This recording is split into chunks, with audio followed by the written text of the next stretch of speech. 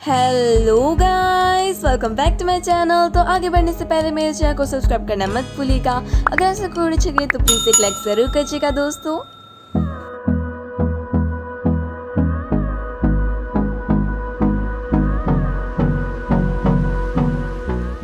भारतवर्ष का इतिहास इतना समृद्ध है कि यहाँ पर हर एक इंसान की एक अलग ही गाथा है और हर एक साम्राज्य की एक अलग ही कहानी है।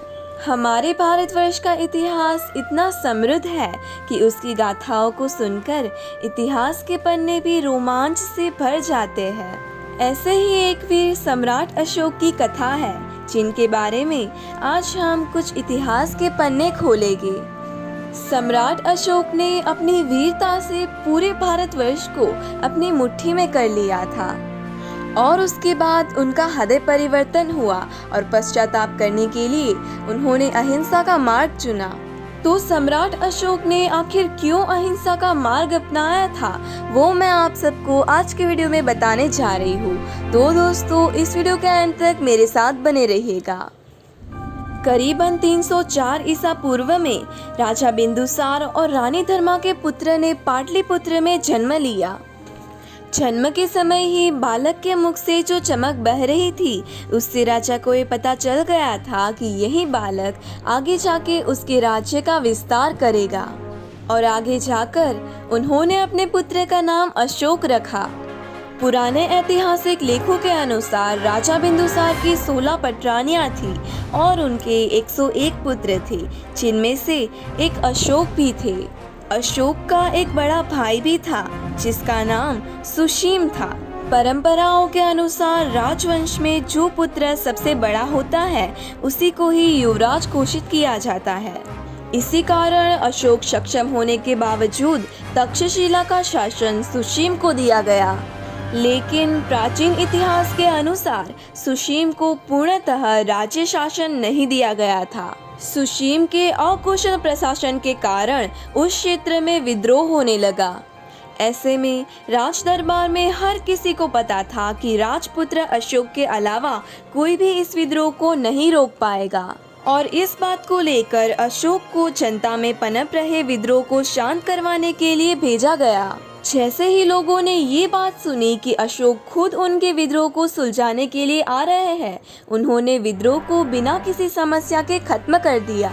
इस बात से पूरे साम्राज्य में अशोक की और भी ज्यादा प्रशंसा हुई और अशोक पहले से भी कई गुना अधिक प्रसिद्ध हो गए। लेकिन इस प्रसिद्धि से उनके बड़े भाई सुशीम को भय सताने लगा कि अगर अशोक की प्रसिद्धि पूरे राज्य में ज्यादा फैल गई तो कहीं ऐसा ना हो कि उनकी राजगद्दी उनसे छिन जाए। और इसी भय के कारण उसने सम्राट बिंदुसार को कहकर अशोक को राज्य के कार्य हेतु राज्य से बाहर भेज दिया और उसी राज आज्ञा का पालन करते हुए अशोक कलिंग चले गए। वैसे तो अशोक काफी क्रूर स्वभाव के थे, लेकिन वो अपने बौद्ध गुरुओं के साथ रहकर अपने क्रोध पर काबू पाना सीख गए थे। सुशीम के जुल्मों से त्राहिमाम होकर प्रजा बार बार अशोक को उकसाया करती थी, पर जब वो शांति से आश्रम में अपने दिन व्यतीत कर रहे थे तब उन्हें ये जानकारी मिली कि उनके सौतेले भाइयों ने उनकी मां की हत्या कर दी है। इस खबर को पाकर अशोक से सहन न हुआ और उनके क्रोध ने उन्हें विचलित कर दिया। क्रोध के कारण अशोक ने अपने 99 सौतेले भाइयों की हत्या कर दी और अंततः सिंहासन की बागडोर 270 ईसा पूर्व में अपने हाथों में संभाल ली। सत्ता संभालते ही अशोक ने पूर्व तथा पश्चिम दोनों दिशाओं में अपने साम्राज्य को फैलाना शुरू कर दिया। उन्होंने केवल 8 वर्षों के अंदर असम से ईरान की सीमा तक अपना साम्राज्य फैला दिया और वहां भारत के एक लौते चक्रवर्ती सम्राट बने। लेकिन सकुशल और वीर शासकों के होने के बावजूद एक ऐसा राज्य था जो उनके पूरे राजवंश पर कलंक की तरह लगा हुआ था और वो राज्य था कलिंग राज्य। कलिंग राज्य एक ऐसा लौता राज्य था जिसको कभी भी मौर्य वंश का कोई भी शासक नहीं जीत पाया था और इसी कलंक को अपने राजवंश से हमेशा हमेशा के लिए मिटाने का लक्ष्य लेकर अशोक अपनी जिंदगी का सबसे विध्वंसक युद्ध लड़ने के लिए निकल पड़े और इसी विध्वंसक युद्ध को कलिंग के युद्ध के नाम से जाना जाता है। काफी लंबे समय तक लड़ने के बावजूद कब किसकी जीत हो सकती थी, इसके बारे में किसी को कोई भी अंदाजा नहीं था।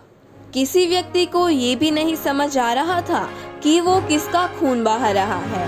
बस सब हवा में अपनी तलवारें चला रहे थे और हर किसी का खून बहा रहे थे।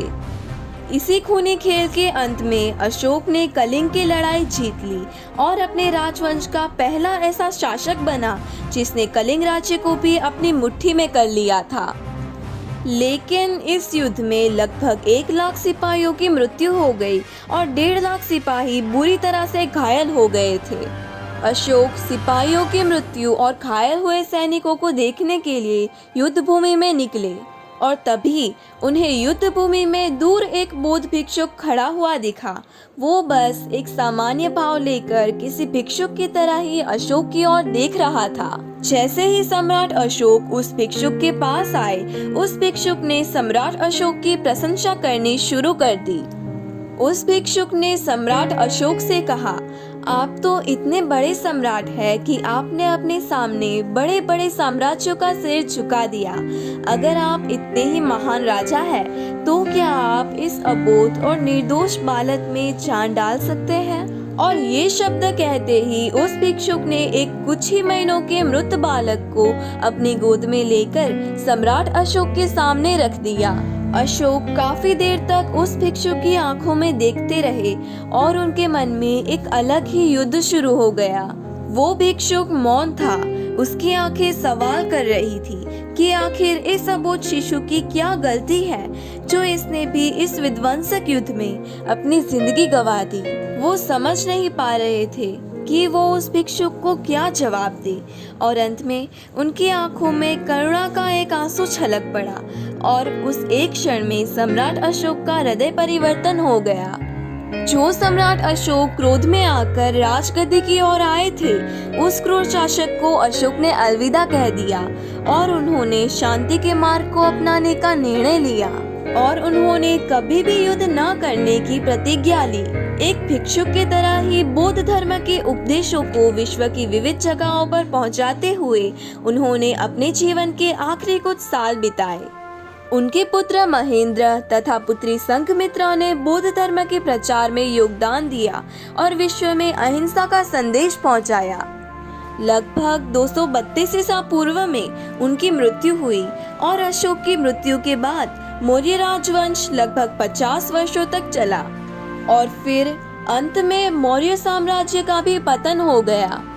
तो दोस्तों, इस वीडियो में मैंने आपको सम्राट अशोक के बारे में थोड़ी बहुत इन्फॉर्मेशन दी।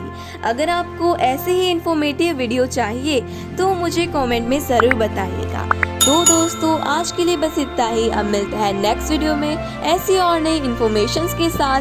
तब तक के लिए बाय बाय।